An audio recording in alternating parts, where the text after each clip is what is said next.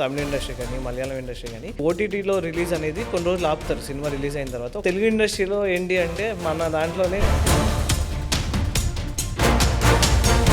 Minimum guarantee హీరోలు ఉండరు. వాళ్ళ సినిమాల వరకు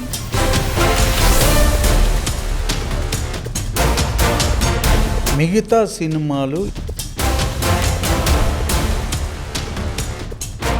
ఓటీటీ వాళ్ళు సినిమా వాళ్ళకి ఇచ్చిన తర్వాత రిలీజ్ డేట్ కూడా వాళ్ళే చెప్తారు. అండ్ ఇందాక మీరు మాట్లాడుతూ అర్జున్ రెడ్డి లాంటి సినిమాలు,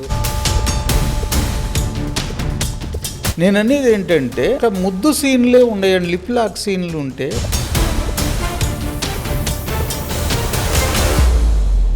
ఒక చిన్న సినిమా సిచ్యువేషన్ పరంగా 2-3 సీన్లు ఉంటే అక్కడ సెన్సార్ కట్. అంటే అందరికి ఒక విధంగా అక్కడ సెన్సార్ కూడా కరెక్ట్గా జరగలేదు అంటారు ప్రజెంట్. చిన్న సినిమా ఒకనొక టైంలో ఇండస్ట్రీకి రావాలంటే అడ్డా ఏదంటే కృష్ణనగర్ అనేవాళ్ళు కదా, అక్కడ కూడా చాలా స్కాములు జరుగుతూ ఉంటాయి కదా. కొత్త వాళ్ళు ఎవరైనా వస్తే ఇండస్ట్రీలో జరిగేవి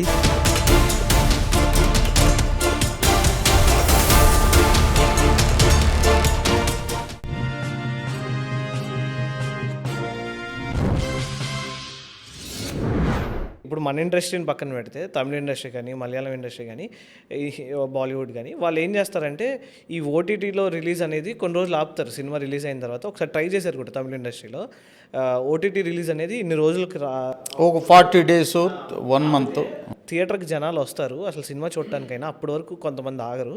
సో అలా వర్కౌట్ చేస్తున్నారు కదా. సో తెలుగు ఇండస్ట్రీలో ఏంటి అంటే మన దాంట్లోనే కొంతమంది పెద్ద పెద్ద వ్యక్తులకి ఓటీటీ లింకప్స్ ఉంటాయి అన్నమాట. సో దానివల్ల ఓటీటీని ఎవరు అసలు ఓటీటీ మ్యాటరే తేవట్లేదు. ఎవరు ఎన్ని ప్రెస్ మీట్లు పెట్టినా ఈ ఓటీటీ అనేది పెద్ద సమస్యగా మారింది సినిమాలకి అని చెప్పుకున్నా కానీ ఓటీటీ గురించి దాన్ని ఆపడం, ఇన్ని రోజులు ఆపుదాం అనే మ్యాటర్ అయితే తేవట్లేదు. సో దాని గురించి ఏం చెప్తారు? మీడియం హీరోలు ఉండరు కదండి, మినిమం గ్యారంటీ హీరోలు ఉండరు. వాళ్ళ సినిమాల వరకు ఓటీటీలో బ్రహ్మాండంగా వాళ్ళు ముందే అమౌంట్ ఇచ్చేస్తున్నారు, అడ్వాన్స్ వీళ్ళు చేస్తున్నారు. మిగతా సినిమాలు ఏ కంటెంట్ వెళ్ళి ఒక 60-70 లక్షలతోనో 1 CRతోనో చేసిన చిన్న చిన్న ప్రొడ్యూసర్ డైరెక్టర్లు ఉన్నారు కదా, వాళ్ళు ఏమంటున్నారంటే ఎవరు ప్రొడ్యూసరు కొత్తోడు, డైరెక్టర్ కొత్తోడు, బ్యానరు కొత్తది, వీటి మీ కంటెంట్ పెట్టేసి ఓటీటీలో పెట్టి వెళ్ళండి, వచ్చిన దానిలో 40-60 తీసుకోండి అంటున్నారు. 40-60 వచ్చి అది ఎప్పుడు రావాలి, ఎప్పుడు చూడాలి? కనీసం ఓటీటీ ప్లాట్ఫామ్లో కూడా మినిమం కంటెంట్ కొంచెం పర్లేదు, ఇది ఆడియన్స్కి రీచ్ అవుతుంది అన్న సినిమాలు కొన్ని సినిమాలు సెలెక్టెడ్ మూవీస్ని చేసి ఓటీటీలో పెట్టి వాళ్ళకి ఏదో ఒక అడ్వాన్స్ రూపంలో ఇప్పుడు ఒక 80 lakhs లేకపోతే 1 CR అయింది, అమౌంట్ ఇంతని ఓ 30% 40% అమౌంట్ ఇస్తే వాళ్ళు మళ్ళీ ఇంకో మూవీకి ప్లాన్ చేస్తే అక్కడ టెక్నీషియన్ బతుకుతారు, మళ్ళీ రన్నింగ్ ప్రొడ్యూసర్ అనేవాడు ఎక్కడ గ్యాప్ ఉండదు, డైరెక్టర్ అనేవాడికి ఎక్కడ గ్యాప్ ఉండదండి. అట్లా కాకుండా మీరు కంటెంట్ తీసారు బాగుంది పెట్టేసి వెళ్ళిపోండి సార్, మీరు అందరు కొత్తోళ్ళే కదా అంటాడు. అంటే కంటెంట్ బాగుండగాని అది ఇదే కంటెంట్ పెద్ద బ్యానరు వాళ్ళు వెళ్తే వాళ్ళకి ముందే 1 కోటో 2 కోట్లు అడ్వాన్స్ ఇచ్చేసి ఆ కంటెంట్ పెట్టేసుకుంటున్నారు. సెలెక్టెడ్ ఇప్పుడు మంచి బాగా కంటెంట్ బాగున్నాయి. ఇప్పుడు నేనే ఉన్నాను సార్, మట్టిలో మాణిక్యాల మంచి మెసేజ్ ఓరియంటెడ్ అనాథ పిల్లవాడు, అనాథలు అనే అనాథ పిల్లలు మన దగ్గరికి వస్తే మనం 5-10 రూపాయలు ఇచ్చేసి చేతులు దులిపేసుకుంటాం. చాలామంది చేసే పని అది. అట్లా కాకుండా నా మూవీలో ఒక అనాథ పిల్లవాడు వస్తే 5-10 ఇచ్చి చేతులు దులుపుట్టుకోవటం మన బాధ్యత, అంతవరకే తీరిపోయింది అనుకోవటం చాలా తప్పు. మన స్తోమత తగ్గట్టు ఒక అనాథ పిల్లోడిని, ఇప్పుడు మీ స్తోమత ఒక్క పిల్లోడిని దత్తత తీసుకోండి. మనం రోజు ఇంట్లో ఒక మనిషికో 2 మనుషులకో అన్నం వేస్ట్ అవుతూనే ఉంటుంది. ఇప్పుడు నేను ఒక అనాథ పిల్లోని దత్తత తీసుకున్నాను అంటే ఏ స్కూల్లోకి వెళ్ళినా ప్రిన్సిపల్ గారిని, సార్ నేను ఇట్లా అనాథ పిల్లోని దత్తత తీసుకున్నాను, మీరు కొంచెం కన్సెషన్ ఇవ్వండి, ఈ పిల్లోడికి ఫీజు 50% 60% ఏదో ఇవ్వండి అంటే ఎందుకు ఇవ్వడు? ఎవరు అంత మరీ కఠినంగా ఎవరైతే లేరు కదా, అరే మంచి పని చేస్తున్నాడు పాపం అని ఆ ఫీజు కొంతమంది తక్కువ చేస్తారు. అట్లా ఆ పిల్లోడిని విద్యాబోధనతో మంచి విద్యాబోధనతో ఆ పిల్లోడికి మన దగ్గర ఒక మంచి పెంపకంతో పెంచితే ఈ మండలానికి ఏమన్నా కావచ్చు, ఈ జిల్లాకి ఏమన్నా కావచ్చు, ఈ రాష్ట్రానికి ఏమన్నా కావచ్చు, ఈ దేశానికి కూడా ఏమన్నా కావచ్చు. ఒక పిల్లోడు బాగా చదువుకుని వెళ్ళి బాగా హైలీ ఎడ్యుకేటెడ్ అయిన తర్వాత ఒక పిఎం కావటానికి పిఎం కాకపోతే ఒక ఐఏఎస్ లేకపోతే ఐపీఎస్. ఇప్పుడు ఆ పిల్లోడు అనాథలాగా పెరిగిన పిల్లవాడు రేపు అతనికి ఒక మంచి ఆదరణ దొరికి మీలాంటి వాళ్ళు పెంచి పోషించిన తర్వాత అతని మైండ్లో ఏముంటుందంటే, నేను ఒక అనాథలాగా వచ్చాను, నాకు వీళ్ళు ఆసరా ఇచ్చి నన్ను ఆదుకున్నారు, నేను కూడా కొంతమందికి చేయాలన్న ఆలోచన వస్తుంది అతనికి. అట్లాగే అనాథ పిల్లలు ఇప్పుడు నేను నా కాన్సెప్ట్ కూడా సీక్వెల్ కూడా అదే, పెరిగి పెద్దవాళ్ళు అయ్యారు వాళ్ళు. ఆ పెద్దవాళ్ళు ఐఏఎస్ ఐపీఎస్ అట్లా చాలామంది హైలీ ఎడ్యుకేటెడ్స్ వాళ్ళు పెద్ద పెద్ద జాబులు వచ్చినాయి. వాళ్ళు ఏం చేయబోతున్నారు అనేది నా కాంటెంట్ నెక్స్ట్ సీక్వెల్.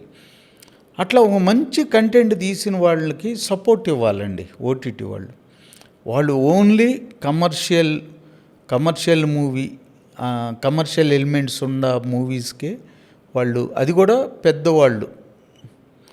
పెద్దవాళ్ళు సపోర్టు ఉంటేనే చేస్తున్నారు. ఈ ఫ్యాషన్తో చేసే ప్రొడ్యూసర్లని మొత్తం రోడ్డు మీదకి వచ్చేసారు. వాళ్ళు ఏది చేసినా కానీ ఓటీటీలో ఆధారం లేదు. అలాంటప్పుడు ఇండస్ట్రీలో పని లేక ఎంతమంది ఇబ్బందులు పడుతున్నారండి. ఒక ప్రొడ్యూసర్ ఒక సినిమా స్టార్ట్ అయితే 40-50 మంది బతుకుతారు. ఎడిటర్ దగ్గర నుండి ఆఫీస్ బాయ్ దగ్గర నుండి ఎడిటర్ వరకు, డిఓపి వరకు, కెమెరామెన్, లైటింగ్ డిపార్ట్మెంట్లు వాళ్ళు, ప్రొడక్షన్ వాళ్ళు, కాస్ట్యూమ్స్ వాళ్ళు, అందరూ ఒక ప్రొడ్యూసర్ వల్ల. అంటే ఆ ప్రొడ్యూసర్ బాగుండాలని కోరుకోవాలి. ఆ ప్రొడ్యూసర్ తీసిన సినిమాని మేము తీసుకోమంటే ఆ ప్రొడ్యూసర్ రోడ్డు మీదకి వచ్చిన తర్వాత మళ్ళీ ఇంకో సినిమా తీయలేడు కదా, మళ్ళీ ఈ పని వీళ్ళకి టెక్నీషియన్ పని దొరకదు కదా. అట్లా చాలామంది 100-60-70 మంది ఇప్పుడు రోడ్ల మీద ఉన్నారు. వాళ్ళు పెట్టిన సినిమా కనీసం 20-30% ఇస్తే మళ్ళీ కొంచెం రికవర్ అయ్యి మళ్ళీ ఇంకో ప్యాషన్తో ఇంకో సినిమా తీయగలుగుతారు, మంచి కంటెంట్. అట్లా చాలా వరకు ఓటీటీ చాలా అన్యాయం చేస్తుంది చిన్న ప్రొడ్యూసర్లు వాళ్ళకి. ఒక బ్యానర్ వాల్యూ ఉండాలంటాడు, లేదా డైరెక్టర్ వాల్యూ ఉండాలంటారు. నువ్వు అవకాశం ఇస్తేనే కదా ఈ సినిమా పెద్ద సక్సెస్ అయితే డైరెక్టర్కి వాల్యూ పెరుగుతుంది. నెక్స్ట్ ఇంకో మూవీ తీసినప్పుడు డైరెక్టర్ మంచి డైరెక్టర్ అని నువ్వే అవకాశం ఇస్తావు. అసలు ఫస్ట్ వచ్చినోడికి అవకాశం ఇవ్వాలి చూసి, ఏది కంటెంట్ బాగుందా లేదా. ఎవరో ఒకళ్ళు అవకాశం ఇస్తేనే కదా అతను పెద్ద డైరెక్టర్గా ప్రూవ్ చేసుకునేది. అట్లా ఇప్పుడు చాలా వరకు పాపం ప్రొడ్యూసర్లు, డైరెక్టర్లు మాత్రం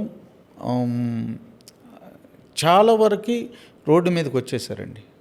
టెక్నీషియన్స్ కూడా చాలా వరకు ఇప్పుడు అప్పటిలాగా స్టూడియోలన్నీ చాలా ఖాళీగానే ఉండే.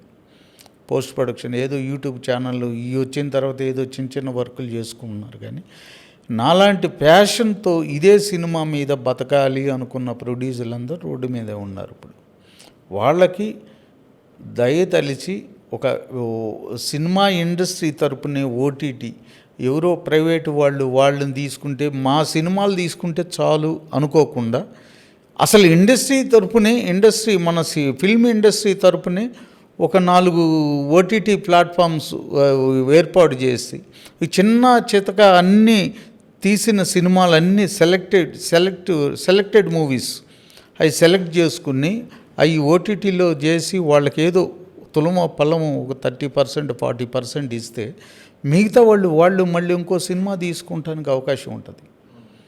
అట్లా వదిలేశారు. చాలామంది రోడ్డును పడ్డారు, చాలామంది డిప్రెషన్లోకి వెళ్ళిపోయారు. అట్లా పెద్దవాళ్ళు కొంచెం ఆలోచించి దీని ద్వారా చిన్న ఓటీటీ ప్లాట్ఫామ్ అనేది ఇండస్ట్రీ తరపునే ఉంటే బాగుంటుంది. అమెజాను, అవన్నీ. అంటే ఇంకోటి ఏంటంటే ఈ ఓటీటీ వాళ్ళు ఏదైతే ఉందో సినిమా వాళ్ళకి ఇచ్చిన తర్వాత రిలీజ్ డేట్ కూడా వాళ్ళే చెప్తారు. వన్స్ సినిమా వాళ్ళ దగ్గరికి వెళ్ళిన తర్వాత వాళ్ళు చెప్పిన టైంకే రిలీజ్ అవుద్ది అనమాట. సో దానివల్ల వాళ్ళకి ఇంకో ఆప్షన్ ఉండట్లేదు. సినిమా ఈ థియేటర్లో రిలీజ్ అయిన కొన్ని డేస్కి ఆగిన తర్వాత రిలీజ్ చేద్దామన్నా వాళ్ళకి ఆప్షన్ ఉండట్లేదు. అండ్ వాళ్ళే చెప్పిన డేట్కే రిలీజ్ చేసేస్తున్నారు. సో అదొక ఎఫెక్ట్ పడుతుంది. అండ్ ఇందాక మీరు మాట్లాడుతూ అర్జున్ రెడ్డి లాంటి సినిమాలు 4 కిస్లు 4 హగ్లు ఇచ్చేస్తే ఓ సినిమా అయిపోతుంది అన్నారు. అలాంటి డైరెక్టరే మన బాలీవుడ్లోకి వెళ్ళి ఒక పెద్ద హిట్ కూడా కొట్టాడు అనమాట కమర్షియల్గా.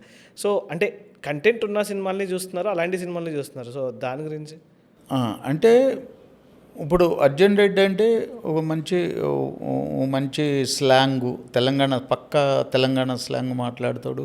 మన విజయ్ దేవరకొండ మంచి బాగా ఆడియన్స్ పల్స్ పట్టుకుని ఈ స్లాంగ్లు అయితే మనం ఒక్కొక్కరికి బాడీ లాంగ్వేజ్ ఉంటుంది అనమాట. సునీల్ అయితే ఇట్లా ఈస్ట్ వెస్ట్ అసలు అట్లా రవితేజ గారిది ఒకటి మోడలు, విజయ్ దేవరకొండ గారిది పక్కా తెలంగాణ స్లాంగ్ పట్టుకుని అది అది అది ఆంధ్ర, ఏపీ, తెలంగాణ కూడా ఇష్టపడుతున్నారు ఆ బాడీ లాంగ్వేజ్ని.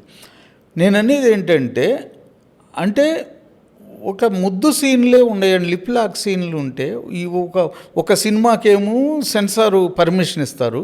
ఒక చిన్న సినిమా ఏదో పెట్టుకుని వాడు ఏదో పాపం ఈ ముద్దు సీన్లు లిప్ లాక్ల వల్ల వాడికి ఏదన్నా యూజ్ అవుతుందేమోనని ఆ కంటెంట్ పరంగా సిచ్యువేషన్ పరంగా 2-3 సీన్లు ఉంటే అక్కడ సెన్సార్ కట్. అంటే అందరికి ఒక విధంగా అక్కడ సెన్సార్ కూడా జరగదు. అక్కడ కూడా ఏదో పొలం ఇచ్చుకోవాలి. అంటే ప్రతి దానికి కూడా అంటే ఈ ప్రొడ్యూసర్లు ఈ సెన్సార్ చేయించుకోవటానికే ₹1,00,000 లేక చేస్తుంటే అక్కడ ముద్దు సీన్లు లేకపోతే ఇంకో డైలాగులకి ఇవన్నీ కట్ చేయకుండా ఉండటం కోసం అక్కడ డబ్బులు ఇచ్చేసి సెన్సారు వాళ్ళని మేనేజ్ చేయాలంటే ఇప్పుడు సెన్సార్ కూడా కరెక్ట్గా జరగలేదు అంటారు ప్రజెంట్ జరుగుతాం. అంటే ఒక దానిలోనేమో ఒక 15-20 సీన్లు లిప్ లాక్లు కానీ కిస్సింగ్లు అవి చాలా ఉంటాయి. వాటికి ఏం ఉండదు. చిన్న సినిమా ప్రొడ్యూసర్ పాపం చిన్న డైరెక్టర్ ఏదన్నా ఇది చేసుకుంటే కట్టు. ఎందుకు నా సినిమాలో ఒక చిన్న డైలాగు అంటే ఎన్ని సినిమాల్లో లేదు. ఈ అలగా జనంతో ఇదని విలన్ ఎన్ని తిట్టడు, చాలామంది తిడతారు. అలగా జనం అన్నందుకు నాది ఒక డైలాగు చిరుసన్నుల కట్టు. అదేంటి సార్ ఇట్లా సిచ్యువేషన్ పరంగా అన్నాం, మళ్ళీ తర్వాత హీరో బుద్ధి చెప్తాడు అలగా జనం ఏంటండి, దానికి మళ్ళీ కౌంటర్ ఉంది. వాడు అంటాడు విలను అనగా హీరో మళ్ళీ దాన్ని కౌంటర్ ఇచ్చేసి దాన్ని లెవెల్ చేస్తాడు. అలగా జనం ఎవడో అనుకుంటున్నావు ఏంటి అనేది. ఆ సిచ్యువేషన్ పరంగా కూడా మీరు అది చేయకుండా అలగా జనం అన్నందుకే కట్టు. అట్లా అంటే ఎక్కడికి వెళ్ళినా చిన్న డైరెక్టర్లకి సో ఎక్కడికి వెళ్ళినా సమర్పణ ఇచ్చుకుంటే తప్ప పని అవ్వట్లేదు. సో ఈ సమర్పణ గురించి మాట్లాడదాం ఒకసారి. అంటే ఒకప్పుడు ఒకనొక టైంలో ఇండస్ట్రీకి రావాలంటే అడ్డా ఏదంటే కృష్ణనగర్ అనేవాళ్ళు కదా. సో అక్కడ కృష్ణనగర్ కష్టాలు అందరికీ తెలుసు, సినిమాల్లోకి ఎవరెవరు వచ్చారో తెలుసు అలాగే. అండ్ మీరు కూడా చాలా చూసే ఉంటారు కృష్ణనగర్ కష్టాలు, ఫిల్మ్నగర్ కష్టాలు. సో అక్కడ కూడా చాలా స్కాములు జరుగుతూ ఉంటాయి కదా. కృష్ణనగర్ కొత్త వాళ్ళు ఎవరైనా వస్తే వాళ్ళని పట్టుకొని నేను సినిమాల్లోకి తీసుకెళ్తాను ఇలా అలాంటి స్కాములు ఇప్పుడు ఎలా జరుగుతున్నాయి అంటే ఒకప్పుడు కృష్ణనగర్లో పర్లేదు, ఇండస్ట్రీ ఒకలా ఉండేది. ఇప్పుడు మొత్తం స్కామ్ కింద మారిపోయింది అంటున్నారు కదా, దాని గురించి ఏం చెప్తారు? అంటే ఇంత ముందులాగా మోసాలు అనేది కొత్త వాళ్ళు వస్తే లేడీస్ని కూడా ఇంతకుముందు చాలా ట్రాప్ చేసి వాళ్ళని చేసేవాళ్ళు. కానీ ఇప్పుడు ఏంటంటే సోషల్ మీడియా వచ్చేసింది కాబట్టి చాలా పాపం వాళ్ళు కూడా సేఫ్ సైడ్లోనే ఉంటున్నారు. ఇండస్ట్రీలో చాలా వరకు అసలు మనకి ఇండస్ట్రీలో జరిగేవి చాలా తక్కువ ఈ నేరాల ఘోరాలు. బయట సంస్థల్లో జరిగే చాలా ఎక్కువ అండి నేను చూసిన. అంటే ఇండస్ట్రీ కాకుండా సాఫ్ట్వేర్ ఇండస్ట్రీలో ఏంటంటే మనకి ముందు పని దొరకాలి, ముందు ఈ పని చేసుకోవాలి, అవకాశాల కోసం తిరగాలన్న కాన్సంట్రేషన్ ఉంటుంది. కానీ ఆ అమ్మాయిని ట్రాప్ చేద్దామా, లేకపోతే వీడిని ట్రాప్ చేద్దామా, లేకపోతే ఇంకొకరిని ఎవరన్నా మోసం చేద్దామా, ఈ మోసాలు ఇవన్నీ ఎవరో ఏదో ఎక్కడో ఒక చోట ఎక్కడో ఉండొచ్చు, నేను మొత్తం లేదని చెప్పలేం. కానీ కంపేర్ చేసుకుంటే ఇండస్ట్రీలో చాలా తక్కువ.